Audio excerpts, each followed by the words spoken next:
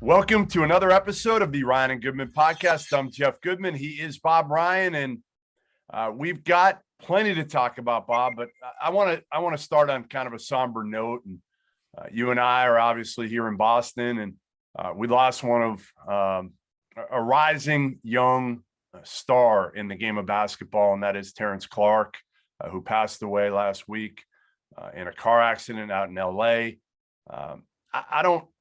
I didn't know him well, Bob, but I knew him well enough. I watched him play plenty. I had talked to him on several occasions, including about a year and a half ago. My daughter and I drove up to Brewster Academy and watched him playing a game and talked to him for about 15 minutes afterwards. And just really, really, really sad, Bob, because he was a kid who, had the world in front of him, talented kid. And what I tweeted when he passed was, and it's true, he always kind of had that smile on his face. And he was a kid that genuinely enjoyed talking to people, whether it was media, whether it was fans, whoever it was, and kind of embraced the fact that, he was a star coming out of Boston, and not many guys, we haven't seen a lot of really good players come out of inner city Boston over the last decade or so. And he was going to be that guy, and he kind of embraced that. So really, really sad news for Terrence Clarke, and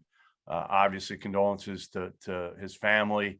I met his mother, met his younger brother, and some of the people close to him. So again, just I still, have the Boston Globe story from the day after he passed, and it's here on my desk, and it still hasn't hit me. 19 years old, and again, the world at his fingertips, and he had just put out a tweet the previous day that he had signed with Rich Paul and Clutch Sports, and was out in LA training for the draft. What struck me was, as you've alluded to, his embracing of the Boston idea, that he viewed himself as an ambassador of Boston basketball. And he wanted to spread a gospel that there were good basketball players in Boston. He was aware of the history to a degree, apparently, of, if you mentioned the name Jimmy Walker to him, it would mean something. At least that's what my impression. And that is an interesting young man in that regard. I didn't know him. I only know the numbers. I can't honestly say that I remember him from any time I saw Kentucky. Kentucky wasn't as visible in the last years they have been, as we know, for 50 years. It was, but all right. And I wondered why he was smart to even put out in for the draft and all that. I didn't know him. But the reaction was just extraordinary. So I'm very impressed with the impact that he had in his young life on other people, the positive impact and the good vibes he left behind. That's why the nature of his death is so disturbing, so annoying, so wasted, so awful. He obviously was at fault. There was nobody else to blame for reckless driving. It's so sad, because if he had so much to offer. But anyway, that's what it just drives me crazy to think that it was also needless, but he certainly left an image of a positive image behind. Yeah, wow. all the players who came out and tweeted about him. And I'll remember the conversation again that I had with my daughter Talia afterwards, and it was kind of right outside the locker room at Brewster Academy, and I've been there. I go there every year and used to cover recruiting, so I know their coach Jason Smith well. And I had known Terrence. I had actually thought about, and we had talked about doing kind of a series with Terrence, and every month, kind of checking in with him and seeing his recruitment and really leading up to going to college. And we never ended up doing it, and I feel bad that we didn't. But I remember after the game, he didn't play great defensively. And, I've always kind of taken upon myself now as I've gotten older, not to lie to these kids in high school and try to be honest with them coming out of there. Cause so many people do lie to them and say, hey, you should have gotten more shots. Even when they didn't play well, right? You played great. Well, that's not me. So after the game, I said to him, hey man, you got to be better defensively. And, I think you got to be a better leader for this team too. You're kind of the guy that they all look to. And, the one thing I'll give him a ton of credit for, he didn't roll his eyes. He didn't turn the other way. he just looked at me and he was like, you know what, you're right. You're right. I'm going to try to do a better job of it. And he knew he had maturing to do, but I think he was going to do it. And I think, again, this is a kid who a lot of things came easy to him growing up. He was that good. He was that talented. And I think he had a chance to be a star in the NBA. And, I'd see him after Celtics games, Bob, and he'd be talking to Jaylen Brown and Jason Tatum and Kemba. And those guys knew him. And yeah, they knew him. Yeah. Yeah. They didn't just know him. They knew him. And I think he wanted to soak in as much knowledge as he could. And again, it's so sad. And it does, listen, it is a teaching moment for a lot of kids. They must have conveyed all this to Brad Stevens, because Brad was really shaken up after the game and admitted that he didn't know him, but he felt as if he did. And obviously that means that he was getting the input from his players that did know him. Yeah. And so no, it's any time a young life is taken, we know it's sad. We know we all have that feeling.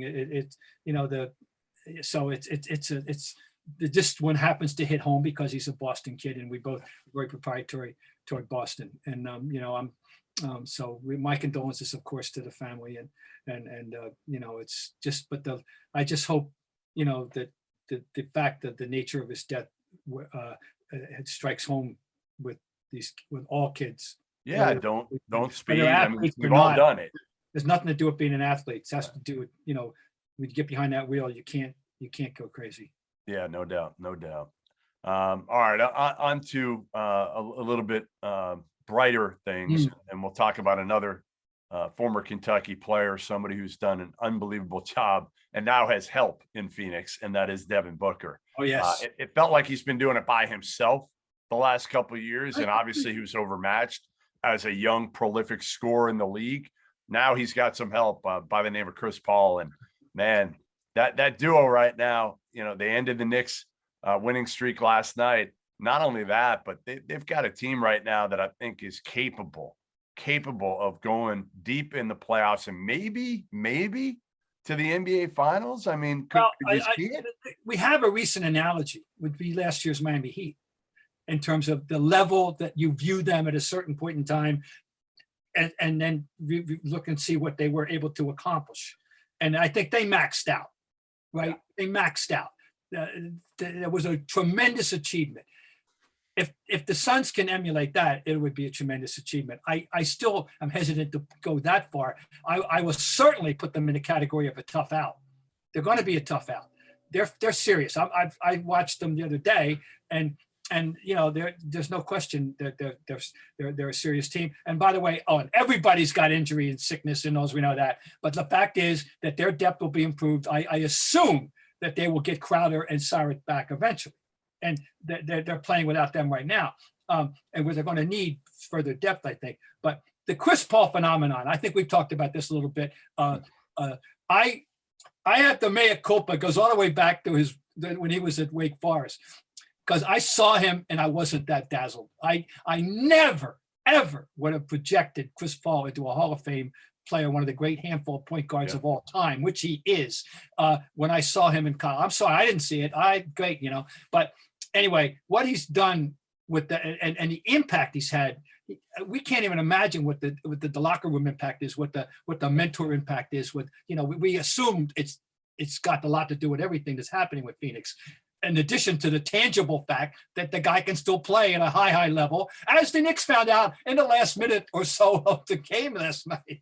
So isn't it amazing that the two teams right now with the best records in the West are the Utah Jazz and the Phoenix Suns? Like, if you, and I know part of it is due to injuries. Obviously, we know LeBron and AD haven't played. And the Clippers, I feel like, though, have been so under the radar this season. Like, has anybody really talked about I feel like the Clippers, everybody's sleeping on it. They're better off that way. There's no doubt.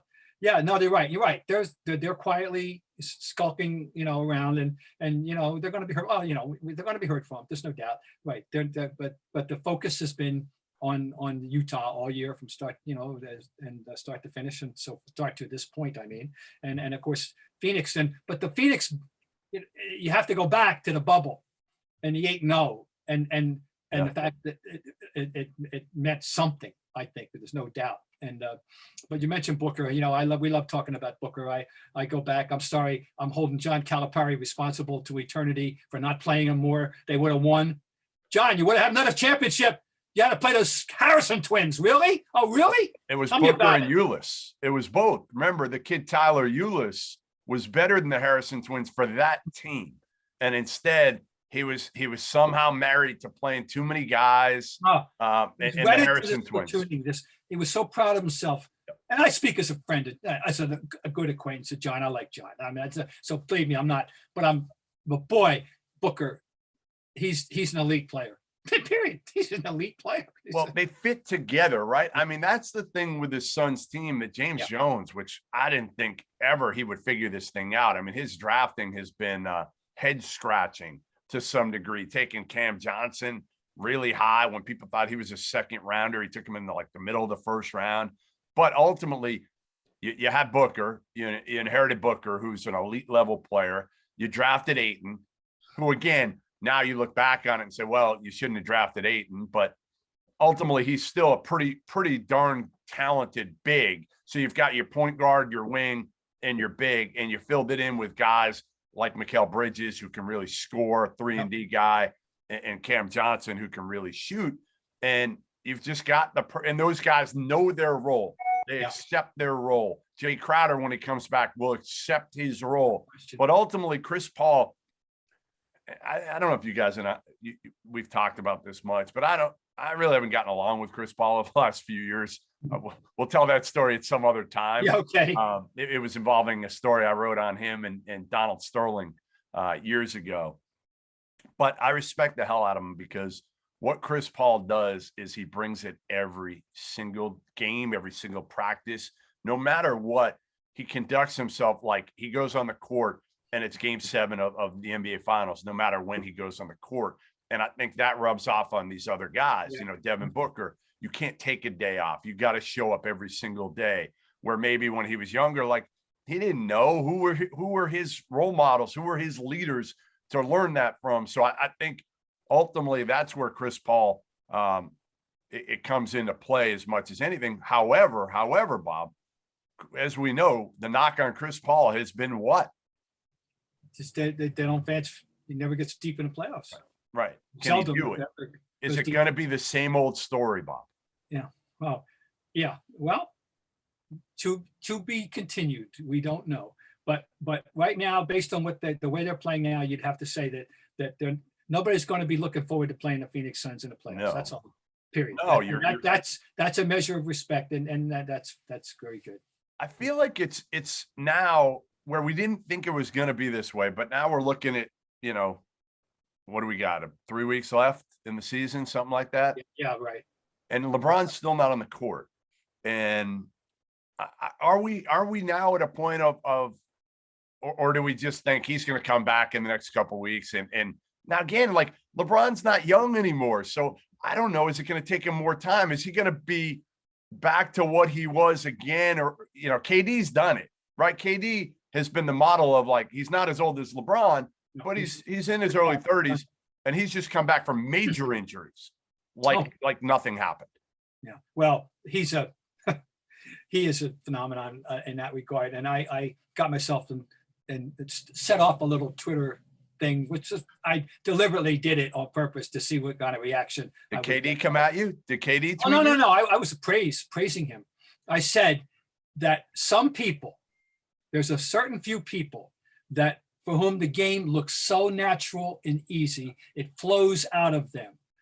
And Kevin Durant is such a player, and I can't think of another one. Oh, well, now all these, and I mean it, not the way I'm speaking. And you have to, the game just seems so no hurried movements ever, no rush, no muss, no fuss. So smooth. It's flowing, Well, people come up, the names I got, Iceman. All right, that's not too.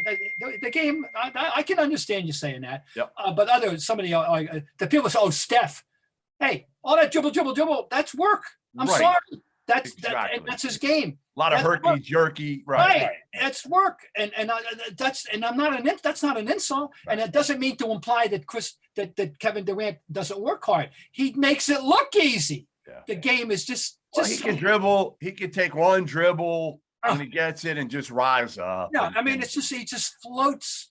You know, if you want to go, there's a guard in history that I used to say he doesn't jump, he levitates. Okay, that would fit this description in his time. Dave Bing. Dave Bing had that capacity. Okay, among guards, and very few guards can't have it.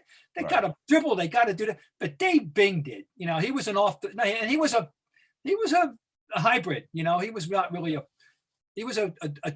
either he was a point guard who could shoot, or he was a two who could make a pass. He was a player. You know, but anyway, he was a graceful, beautiful player. KD is like, who's like so unique. He's so unique as a player. Like, people want to, you know. I talked to him a few years ago about this, and I said, I'm like, you know, don't you feel like you've changed the game for big men? And he didn't even realize it at that point. I'm like, well, I said, you've kind of hurt the game in a way, because every big man wants to go out and shoot threes now. And then I think I was talking to him a little bit, and we're talking about Dirk. Dirk was kind of the first guy like that, and he was. But Dirk didn't have what KD had. I mean, come on, not even close in terms of. Dirk's got his own niche. Right. Dirk's got the step back. Dirk has his own niche. Yeah. This is Kevin Durant's niche to me. You know, among all, it's just an aesthetic argument. Has nothing to do with substance. People don't understand. You know, so maybe I should have just forgot the whole thing. But it was fine anyway. He came back and he got 33 points in 28 minutes. And he made it look like, what injury? What rest? It was stunning. Well, you wonder now if he and a lot of these players, especially in the last year or so, are saying to themselves, all right, you know what? And watching Kawhi do it a little bit, like, I'm not going out there unless I'm 100% now. I'm not putting myself at risk. I understand the end game, which is the postseason in my career, where, you know, back in the 80s, what would guys have done? They would have played through everything. They did. A lot of guys just played through everything. It didn't matter what the injury, unless they absolutely couldn't. But if they were banged up, if they could get out there, they got out there. There was no discussion about it. You just did. And, you know, the sport, of course, where it's crazy is football, you know, where this mentality had, you know, as we matured in life, it had to change. But basketball had a measure of it. And they used to kid about baseball players, you know, because they didn't seem to have that, you know, that capacity the way, as a rule, you know, and with football and hockey, you had to like have a hangnail. It's like a hangnail, Bob, and baseball players are out for weeks. Yeah, but you had to have that mentality. But anyway, people are more aware now, I think, and I think I think it's rational. I have no problem with this. Well, you know, in the playoffs, you got to suck it up all the way to a degree, fine. But in this regular season, no. It's worked. It's worked for a lot of these guys, and they see it working for Kawhi. And, you know, again, we'll see what happens with LeBron coming back here, and when he comes back. I mean, Anthony Davis probably came back at the right time. Right. I mean, he's going to have a month. Apparently, he had a good game last evening. After his initial, obviously, he didn't shoot well the first day, but, you know, I didn't. But they did. But he had an impact at the defensive end. I know for a fact in that game, and you know, that came right. He came right, brought that right back to the table. He's an extraordinary player, you know. So, but you're alluding earlier about LeBron. Hey. The Lakers are going to enter the playoffs as a mystery guest, and to a degree, so are the Nets, which is going to make this, you know, they're going to be two big questions when we enter. You know, right now the clock's ticking, and the Nets have had those three guys together for 7 games. That's all we know so far, and the clock is ticking as we winding down toward the end of the regular season. So, you know, there's no certainty there. Well, and the Lakers, I mean, if they stay where they're at, they'll get a Denver team that won't have Jamal Murray. Won't have Murray first round. Yeah. So, you know, you get a little fortunate here. If you get LeBron back soon, you get them, and then you get Utah in the second round potentially. I don't know. I mean, I just feel like looking at it, like, who are you still scared of if LeBron's LeBron and AD's AD? Are you scared of anybody? I mean, is anybody capable of really knocking them off? Well, or is everybody capable of knocking them off? There'll be. Well, I think it's more possibly that. I think we're going to find there's going to be pressure on Utah. They finished with the best record. Right. Now I don't know how much the pressure is going to be, local or just general basketball world community pressure. But, okay, you did what you did, fine. Now let's, I think they'll be, see how they react to that.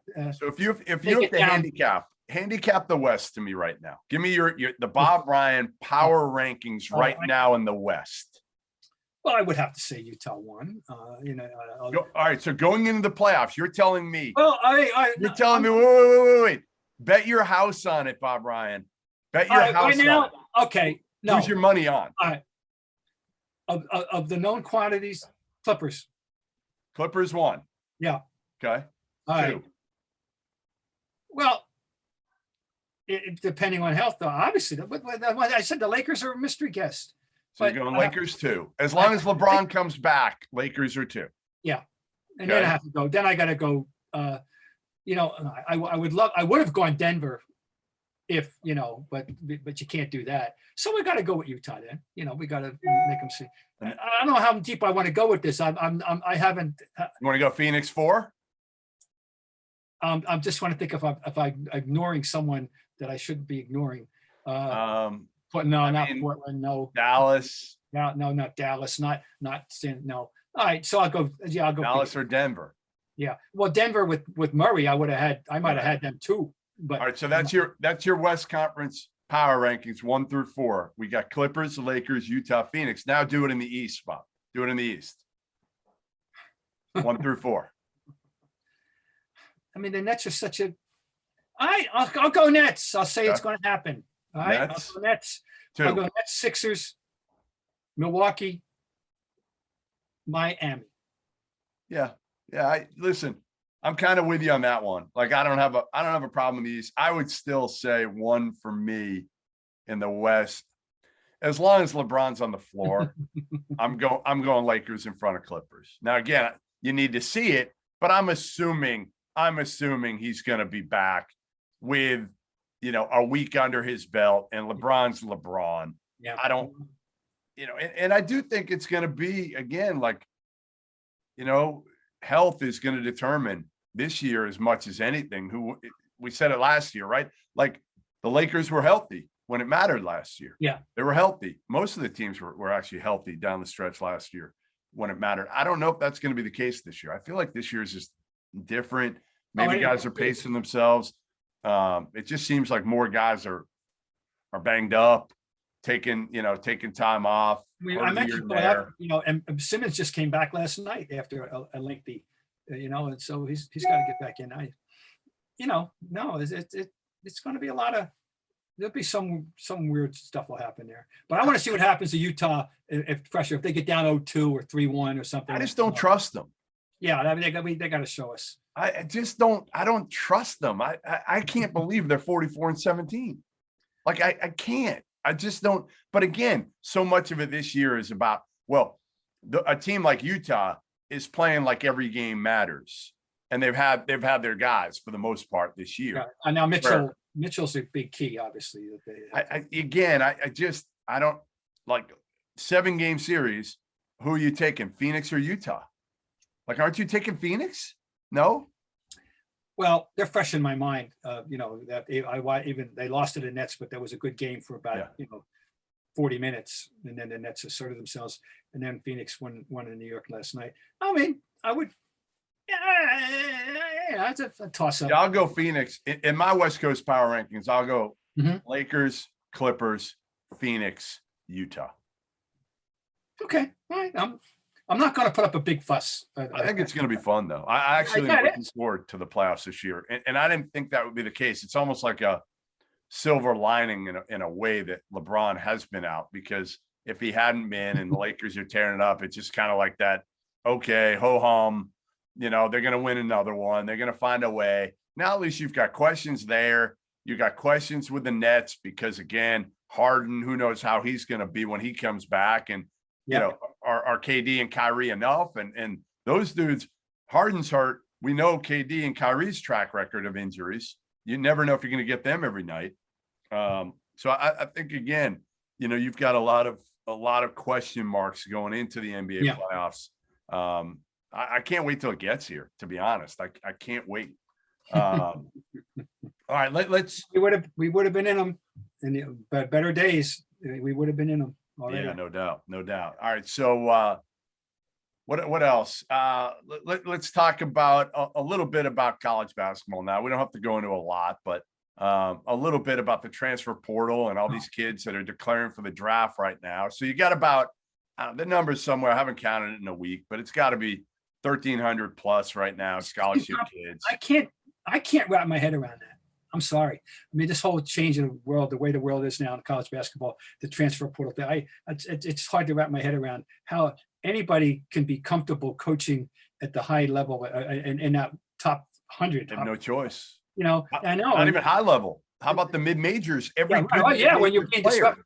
Yeah, exactly. They get plucked. Yeah. So here's my question to you. And I had a little bit of a conversation with somebody on Twitter last night about this, who said, you know, players should have the option to transfer and not sit out, which is the rule now. There's one-time transfer. It's a temporary rule, though, right?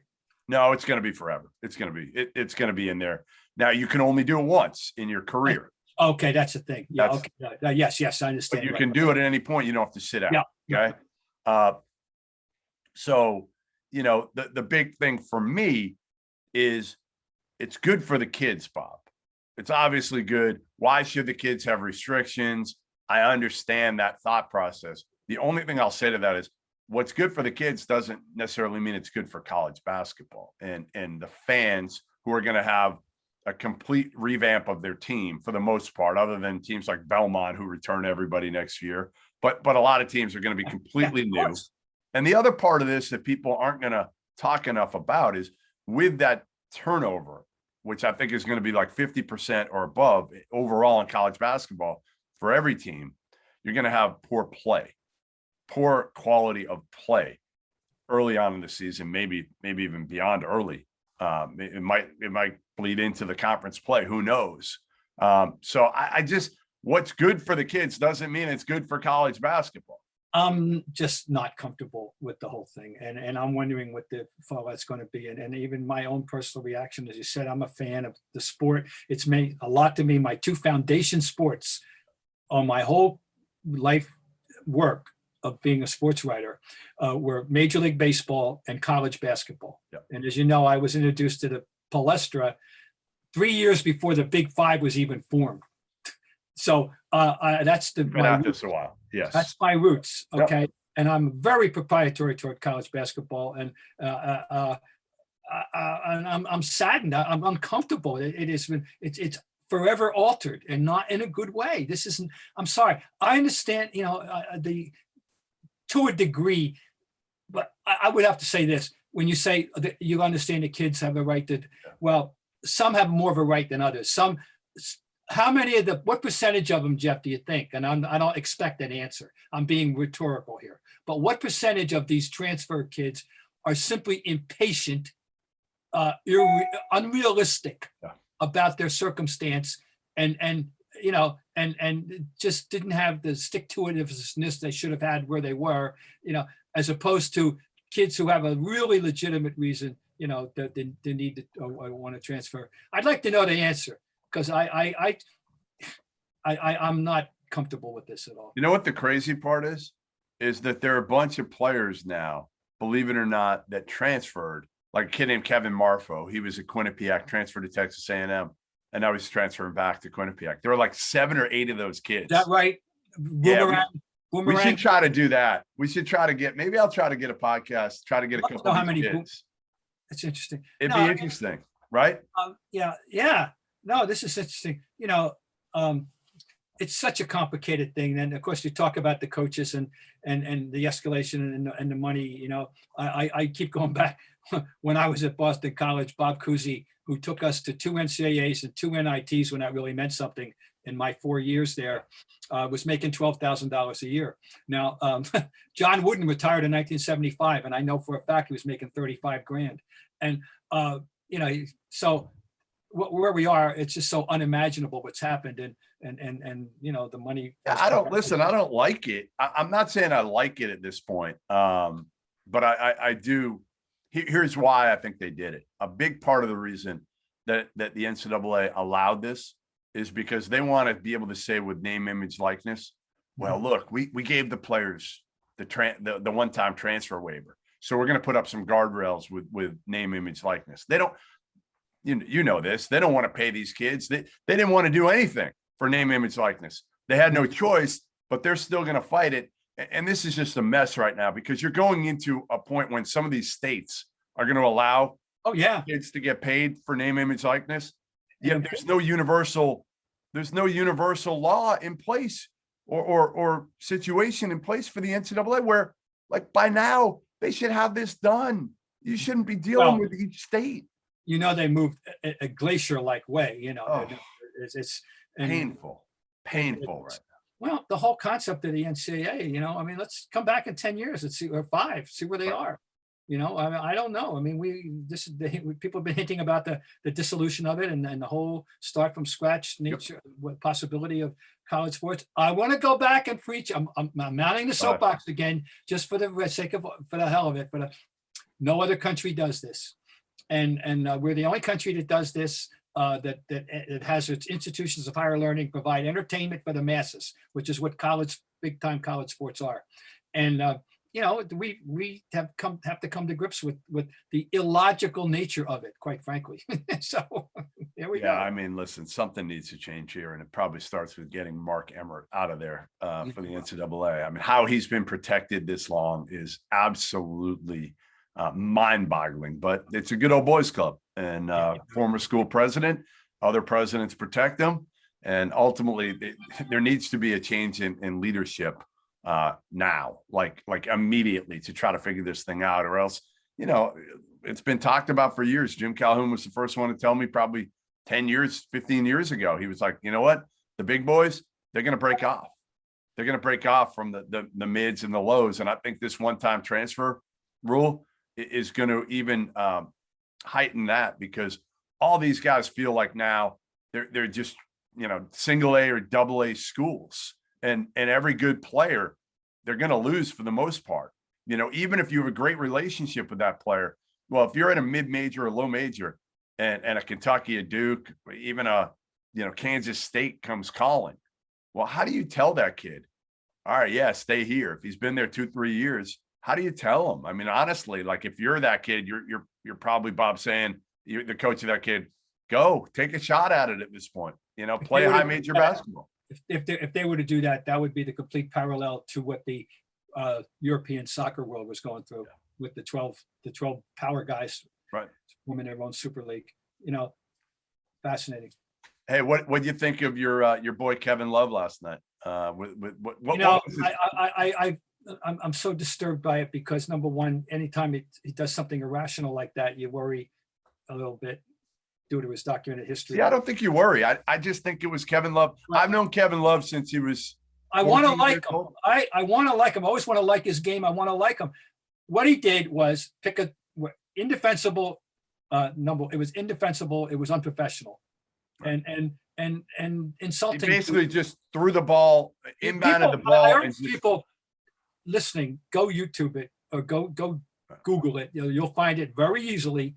What he did is and ask yourself, and I often say we should be judicious with the use of the words always and never. I have never seen anything like this in not just an NBA game, but at any legitimate level of competition. So what he does is swat the ball right back and give them a basket. And so how they go from here with this is what the question is. I don't want to hear about his level of frustration with teammates and all that. You can't do this. I mean, listen, insulting. You're making $31 million a year right now. $31 million. You've got a deal for still another 2 years at somewhere in that vicinity. Like, come on, man. Like, be professional. Yeah, no, you can't do that. I mean, no, you can't. So I don't know what they're going to do. I mean, he has to be reprimanded seriously in some way. They can't trade him. The problem is they've tried to get rid of him, but nobody wants that contract. Yeah. So you can't really get rid of him. I mean, I guess you could try to get pennies on the dollar and try to get rid of him. You're going to have to take on another crappy contract to be able to unload him. No, it's a quantity. But if you're Kobe Altman, you got to do something because you don't want to go into next year. You've got some decent young players. And did you see Darius Garland's face when Kevin Love did that last? I mean, it was a joke. Like, come on, you don't want him around Colin Sexton, Darius Garland, some of the other guys like Larry Nance Jr., who plays hard, plays the right way. If I'm Kobe Altman, I'm saying, you know what? Don't come back. You're done. You're done. We're going to try to trade you. Yeah. If we can't trade you, whatever. We'd rather lose without you than win. No, you got right. I think that a very serious message or a reaction has to take place here, or else it's just disgraceful. It is disgraceful. Yeah. No, I feel bad. I've always wanted to like him and his game. And oh boy. Like I said, I've known Kevin forever. Kevin Love always kind of figured it out. I'll give you the ultimate example. First time I ever met him, we're in a crowd. He's like 14, 15 years old at ABCD camp in Teaneck, New Jersey. Mm-hmm. And there's about 5 or 6 of us around talking to him. And he was like the big thing then. And at the end of it, he knew my name and other people's names and thanked us. Thanks, Jeff. Mm-hmm. And I'm like, whoa, 14 or 15-year-old, like getting it. He was ahead of his time that way. He and I haven't talked in, boy, the last time we talked, I think we played blackjack in Vegas 10 years ago. Oh, yeah. But we don't remember when he came out a few years ago to Boston and like Rondo met him. Remember they were luring him, the Celtics were. I do recall. I texted him, as a reporter should, a couple times when I heard he was coming out, and through an intermediary, he was upset that I texted him multiple times. And I'm like, all you got to do is tell me, like, whatever. Hey, I'm coming to Boston, but don't report it, or just get back to me and say, hey, Jeff, I can't say anything. Like, I'd known him since he was 14, 15 years old. Yeah. Like, just be a man. Just be a man about it. And he never did. So I'm done. Well, we'll be curious to see how the Cavaliers react to this. Because again, if I was Kobe Altman, you can't just lay there.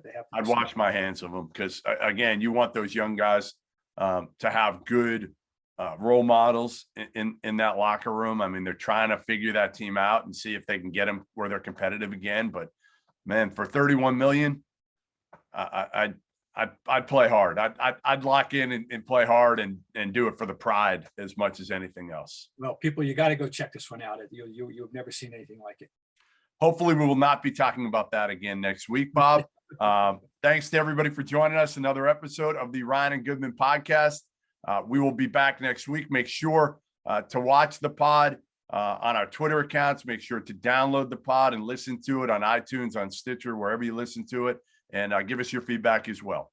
But thanks for joining us. We'll see you next week.